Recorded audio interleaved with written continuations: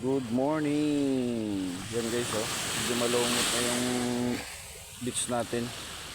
Kasi magsa-summer na eh.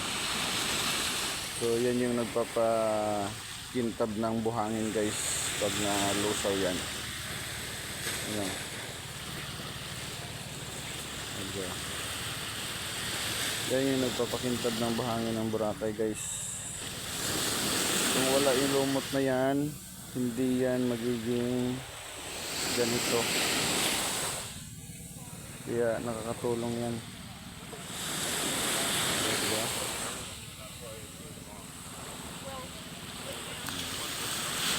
Hindi sa paglalakad sila ate, o yan. Diba?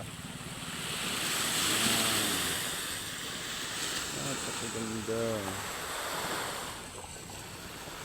Napakaganda niyan guys pag natunaw yung lumot. Yan.